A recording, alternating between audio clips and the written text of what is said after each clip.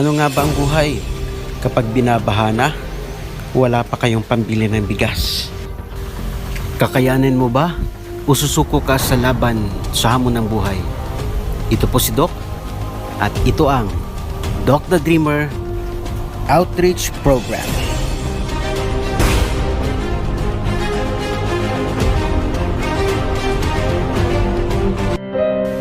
Sa bayan ng Kalinan, dito sa Davao City, nakatira ang isang pamilya sa isang barong-barong na bahay na parating binabaha.